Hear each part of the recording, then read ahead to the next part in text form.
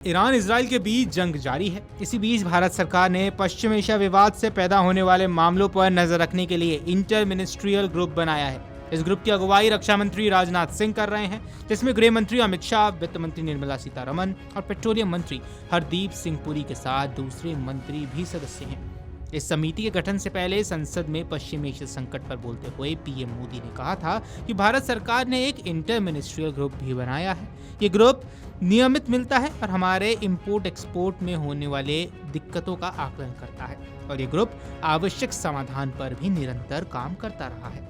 PM Modi ने कहा था, जैसे कोरोना के समय में अलग अलग सेक्टर्स की चुनौतियों से निपटने के लिए एक्सपोर्ट्स और ऑफिसर्स के समूह बने थे, वैसे ही 7 नए समूहों का गठन किया गया है।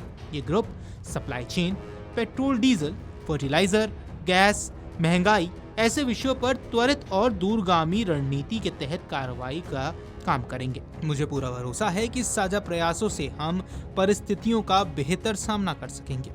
इस बीच भाजपा नेता मुख्तार अब्बास नकवी ने भी बड़ा बयान दिया। मुख्तार अब्बास नकवी ने कहा कि अगर आप प्रधानमंत्री मोदी के कार्यकाल को देखें तो जिस तरह के संकट और चुनौतियां सामने आई हैं वे बिन बुलाए मेहमानों की तरह थी। हर बार सरकार ने उन्हें सुलझाने के लिए पूरी ताकत और दृढ़ संकल्प के साथ काम किया है। इसके साथ ही उन्होंने कहा कि इस वैश्विक संकट और इस वैश्विक संघर्ष की भयावहता के दौरान सरकार के भीतर कोई भ्रम या विरोधाभास नहीं है। इसके विपरीत पूरी तरह से स्पष्टता और आत्मविश्वास है। देखिए, सरकार में किसी भी तरह का इस वैश्विक आपदा में, इस वैश्विक युद्ध की विभीषिका के दौरान किसी तरह का सरकार में न कन्फ्यूज़न है, न किसी के तरह का कंट्राडिक्शन है, बल्कि कंप्लीट जो है क्लियरिटी है, कॉन्फिडेंस है।